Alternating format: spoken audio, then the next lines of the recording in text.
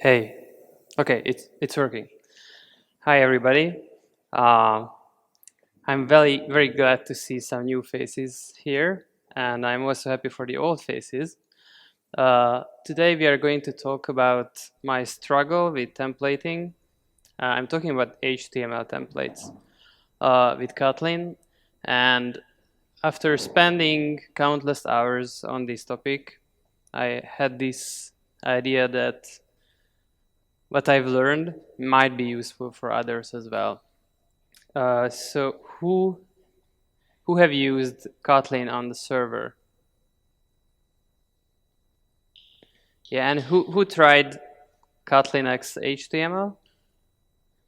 So many people. Anyway, I digress. I think it might be useful for others as well. So I'm going to introduce KOTLINX.HTML in a few words. So this is a multi-platform tool which gives us DSL to write HTML. As you can see, it's very lifelike, shall I say. And it's also nested. So it's not like Java DSL. It's built with Kotlin DSL constructs. So it supports nesting, and it expresses how the resulting HTML will look like very well. And we can also use all Kotlin constructs with KOTLINX.HTML. And that's one of the reasons why I chose this library, because I don't really like most of the templating engines around. So I used TinyLeaf, I used Mustache, I used Velocity, and three others. And they all suffered from the same problem. It's that they have some arcane constructs for representing very basic things like iterating over a list. But with Kotlin XHTML, it's very simple because there are no restrictions on what you can use with the library. So what I was trying to solve is to have some static HTML generated in my project. And it's something that should work on the client side, like in the browser, and on the server side as well, so that I can render HTML anywhere. And what's also good about this library is that it's very simple. All you have to do is to use a string builder or any other appendable for that matter, and you can create a tag consumer out of your appendable, and then you can use it. So in the context of the tag consumer, you can start writing HTML, and it will be written to the appendable as you go. And there is an advantage of this. It's that you can nest anything within the HTML, and you can append to the appendable, the underlying appendable. So for example, if you want to have some of your own constructs built on top of this abstraction, you can do so if you define your stuff in the context of a tag consumer. And we will explore this a bit later. And there is a problem with this library. It's just for generating HTML, so it doesn't support templates at all. And I took a look around the Kotlin ecosystem, and they don't really have anything that's useful. I guess it's something that's not as maybe not so much people want to use this. So there's basically nothing I could use. So I decided to implement my own. So how does the template look like? I'm sure that you have seen something like this before. This is taken from the documentation of TinyLeaf verbatim, so it's the exact same thing. So what does it do? You basically have some HTML constructs, and then you have some kind of syntax which you can use to refer to your data. And this varies from template engine to template engine, but you can see here is very representative of how template engines look like. I chose this one because I used it a lot in the past, and it was not my choosing that I had to use this, but it's used, for example, in Spring Framework, if you have used that before. I think it's the default. So, and I wanted something which doesn't look like this, because you don't have, for example, framework support in the idea of your choosing for this. So it's very error prone, it's very easy to make mistakes, and it's not very extensible. So if you look at this, you don't need any framework support for this whatsoever, because you have the Kotlin compiler, and that's enough support. So my first implementation for a template looked like this. So basically, you have a function here, which you can use to create HTML content. And you have a template, which you can extend to create a template. And it has a root, which is a tech consumer. So it's something which is defined in the context of a tech consumer. So it's a function that you can call when you have a tech consumer around. And as I have explained before, a tech consumer is just an object which is capable of writing into this string builder, the underlying string builder. So you will see in the next slide how this helps writing an HTML template. And it also has a render function that takes your arbitrary data and calls the builder function. This, I call it root because I saw it somewhere and it somehow stuck with me. But you can call it whatever you want, basically. So what happens here is we bind this data using the tech consumer to our template. And at the end, we just render it. And how you use it looks like this. Basically, you extend the template and you override the root. And there, you can call the content function, which enables which gives access to the tech consumer. So what you can do here is you just write your KOTLINX.HTML code, and you can bind your parameter however you want, and it's generic. So you can have your data model here, or you can have any arbitrary object, and it looks very similar. I mean, from an abstract perspective, to a regular template engine. You just have the markup, and at some point you can refer to your parameters. This title function is the regular HTML title, so that's why you can call it with your parameter here. And there was this another construct which usually appears in template engines. It's usually called partials or fragments, stuff like that. It's bits and pieces of templates that are not whole HTML documents, but small parts like a heading or a footer or stuff like that. So I decided to implement this, and for that we need a common abstraction, because once you have a partial and you have a template, you have to have a render on both of those, and you have to have a constructor for them. So the root is the same.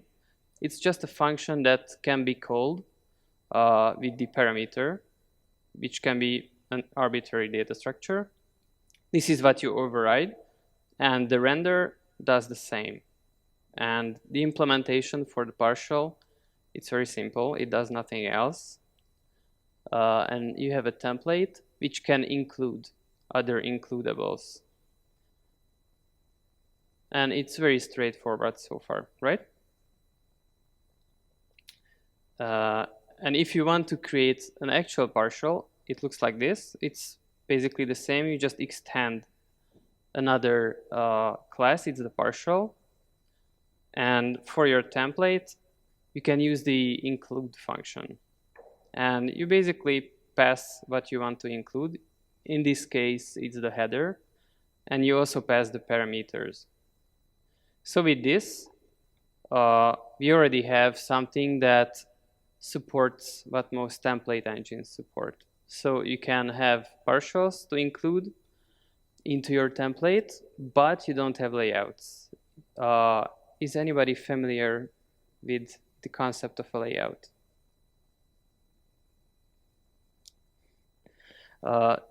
So the layout is basically a template that can include another template in it. And how this works in most cases is that you have a template which describes your whole page, but sometimes you want to mix and match based on, for example, content negotiation or something like that. And you want to have another kind of navigation. Maybe you want different branding for the same template, and you basically want to wrap it in something. And that's what a layout is. Is there somebody here who used Jekyll? Yes, it's a static content generator tool, and it's used by GitHub. So if you use GitHub pages, chances are that you have used Jekyll at some point. And they have the concept of layouts, and I think it's a very, very useful concept, because with that, you can easily mix and match your templates with wrappings, for example, navigation, stuff like that. It's different from a partial, because if you want to change the navigation in a template, you have to include a different partial. And if you have multiple slots in your template that you might want to mix and match, then you have to call all those includes in your template. And at some point, it gets very cumbersome to maintain that. But if you know that the core content of your page looks like the same all the time, and you just want to change what's around it, like the, for example, the content part, which is, for example, responsive or something like that, then you have to use something like a layout. So how this works is very similar to a template, but the implementation is a bit more messy, because a layout is not a template, because it takes two parameters. It has the same tag consumer, which we use everywhere, but it also takes a template, because it has to render not only itself, but the template as well. So what happens here in the render is that we create the function that can render the content, then we call that function with the consumer. So it gets very, very complex in a very short time. Even if it's just 20 lines of code, it's very hard to understand. But nevertheless, if you try to use this, it will work. Oh, and you also have to tweak the template, because if you want a template to know about its layout, then you have to work around the problem that templates and layouts take different parameters. So for example, if you have a layout with a navigation, it will take the navigation items as a data when you generate it. But since you can put any template within a layout, you have to somehow separate these parameters, and that's why I used a pair here. And then when you render the layout, you have to hack around the fact that your template basically takes different parameters. So it's not very, very fancy, but basically it works. Or is it? So my first problem with this is that as I was writing it, it got harder and harder to maintain and to extend. So for example, if I were to add temporal evolution to a template, which means re-rendering when the data changes, it would add another layer of abstraction over this contraption. and it would have been very painful. And the another problem is that I built all this stuff on top of assumptions. So I was using other template engines previously, and I assumed that those solutions would work for me as well. The concepts, what I saw, I thought that they were basically very sound, and I could just re-implement them in Kotlin and it would work.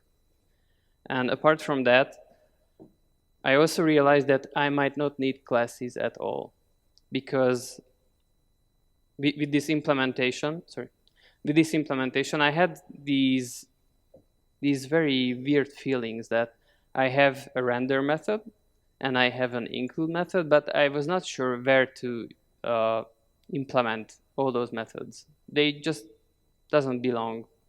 And basically I binned all this stuff and I started from scratch, and I tried to figure out what a template actually is. And are you familiar with the design pattern template method? So I never used this. I just skipped this one when I was reading the book, along with some others like Memento and stuff like that. So when I was trying to figure out what actually a template is, the very basic concepts, I just looked at the definition of a template method, because I thought that it sounds similar, so there might be some connections to it. And to my surprise, it was basically a generalized way of expressing what a template is. I mean, an HTML template. So what it says is that the template method is a method that defines the skeleton of an operation in terms of a number of high-level steps. The intent of the template method is to define the overall structure of the operation while allowing subclasses to refine or redefine certain steps. So at this point, I just realized that an HTML template is very similar to a template method. You have a list of high-level steps, which we can see in the KOTLINX.HTML code. It's the markup itself. And you have some points in that markup where you want to override the content. So it's very similar to a template method. And if you want to somehow define what a template is, the first thing is that it has some dynamic data. So it can come from anywhere, it can be anything. And what it does is it binds this dynamic data to static markup. And in our case, it's HTML, but it could have been XML or JSON or whatever else. And hopefully it's nestable, because we want to have layouts, we want to have this tree structure. And KOTLINX.HTML already gives us nestability, because you have seen in the previous slides that this is already nested, and the library itself takes care of this. In fact, these calls will be on the call stack. So it's actually a tree in the memory, but it's not realized like a data structure, because it's just appending data to the underlying string builder. So if you try to express what a template is, it all boils down to this. It's basically a method or a function that takes some kind of arbitrary data. In case it's a t here, it's a generic parameter. And we take a function that defines how to apply that data in the context of a tech consumer. So basically, this is the function which we use as a builder for the whole thing. And all it returns is a function that executes this binding. So with this, it's like a 5-line function. You can build a template, and it does the same as the object-oriented version. It's just defined in some other way. It's more functional, and it is based not on assumptions, but on some research I was doing into the topic. And if the previous slide was a bit overwhelming, then it's much simpler if you use type aliases. If you're just using functions and no classes, it gets messy really fast, because if you have these very complex definitions like this, it sometimes starts to get hard to understand what you're dealing with. So that's why I usually give them a name. Are you all familiar with this construct? It's called a receiver. Okay. But this does, basically, it's very similar to an extension function. It says that this is a function that can be executed in the context of this. So if I define what this is, it's basically the template builder, what we supply to this function. And if I want to build the actual template, and render it as HTML, I also have to have a function that can do that. And I can call this construct a template renderer, because I can call it with a tag consumer, and it will give back the render template to me. And all I have to do is just apply, in the context of the string builder, this append HTML function. This comes from KOTLINX.HTML. And it creates the tag consumer for me, and then I can just call render on it. Renderer. And I didn't paste the actual HTML here, but I think it needs no explanation how this would look like in the real world. So if you want to define actual templates, you just call the template function, define the parameter, and this can be arbitrary. So you can pass your model here, or a context object, or whatever to your liking, and including the partial into this template is as simple as just calling it. Because if you already accept the fact that this whole structure is nested, there is no need to define a separate partial function, because you can just call your template as a function when you have the context of the tag consumer. So it's a simplification of the previous design, in a sense that the definition of the template was simplified to bare bones. There are no assumptions in this, and you can just use a template as a function here. And at the end, you will just call the build HTML function and call your template as a function as well. So it's all functions, and they are all defined in the context of the tag consumer, so you can call them anywhere. Including is just calling the function. And this will generate the HTML for you. So I think I didn't paste the actual HTML. So how does this work? We have the tag consumer, and everything is built around the tag consumer, which will just enable us to call the HTML generating functions. And since the template is also defined with this in mind, it's just like another construct within the DSL itself. It all wraps an appendable, and it's usually a string builder. At least that's what I'm using, but if you check the source code, there are some very interesting options. For example, you can measure render time. They have a function for that, and it's just a special kind of tag consumer. And for everything else, the tag consumer will act as a context. So you can you will have access to every function that's defined by our little library. And since the HTML builder the DSL, already supports nesting, they will be called in order. So you don't have an ordering problem because the structure itself defines how you call them.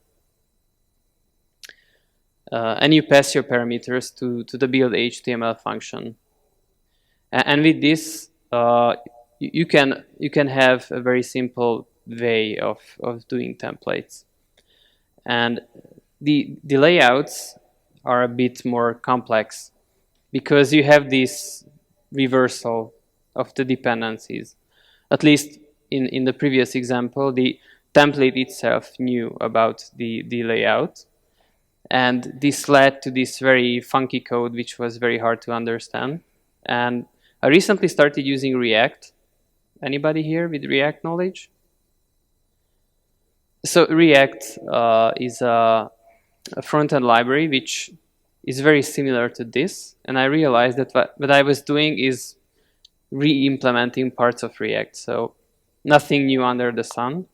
And what they do is they define a layout as a function. So the template doesn't know about the layout, but you just wrap the call to your template in a call to a layout. You will see soon. But first, before we jump into the code, let's define what a layout is. So if a template binds data to markup, a layout which accepts template basically does the same, but it also binds a template to a template. And that's what a layout is. So all we have to do is define a function that takes some arbitrary data, which we can pass into the renderer of the layout, and the template that we can also incorporate into this design. So defining the layout function is just copy-pasting the template function and giving it an extra parameter, because that's all it does.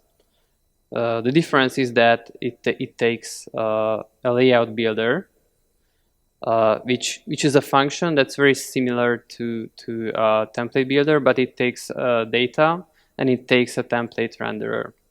And you will see in the code example later how you can tell a layout where to render the template. So here what happens is that we bind the data and the renderer in this function, and we return a function that executes this binding. And there is an interesting question. I was wondering about this. I was not sure that I was thinking about I was missing something, because if I have a function that's a layout builder and it returns a layout builder, do I really need that? And then I just realized that it's the same construct, but it has an additional thing which it does. It binds the whole thing together, and it takes a template renderer instead of a template builder. You know, the template builder is the function where we define how to bind together the parameters and the template. And we take something that's already bound. So it's just a function that we can call without passing any parameters to it, because the layout shouldn't and cannot know about how to bind the template. And you will see later how this works. So we have a layout definition here. It has a title, which will be part of the head partial. And we have a template. And since this is already a template renderer, so it's something that we can call in the context of the tech consumer, we just call it as is. Because in this function, we are already within the context of the tech consumer. So all we have to do to render a template within a layout is to call the function that basically does it. And that's all there is to it. And if you want to use the layout, you just call it as a function, and you pass it the template renderer. So since we defined this function, the layout function, with a template parameter that takes a template renderer, all we have to do is to create a function that returns an already bound template. And that's simply calling the template with its parameter. So there is all there to it about templates, layouts, and binding them together. And I think I have spent weeks on this. I was banging my head against the wall, and I just realized that I wasn't thinking outside of the box. So if you have seen, for example, Jekyll's code, and you try to reverse engineer that and re-implement how it works, you will end up with these constructs which are very, how shall I say, very convoluted. But if you try to reverse engineer the concept itself and define what it is, then you can implement something which is much more simpler. And of course, assumptions are bad. So if you assume something should work in a way that it works, then you just strip yourself of the ability to think about anything else. Then you are already logged in with that idea, and you basically lose your ability to think outside of the box. And yeah, there is this interesting thing I observed, is that in most of the cases, if I try to define a functional approach to a problem without any classes whatsoever, it usually pays off, because I don't have much room for error. If I just say that, okay, I just want to use classes for this one, it's a very simple concept, then I don't have to think about a lot of the things that were plaguing my thought process before. Where to put the render, where to put the include, what's includable, stuff like that. So yes, what's the conclusion for me is that if I try to design from first principles, then I can end up with a very a much more simpler design, instead of trying to just clone something or re-implement something in your context. Do you have any questions?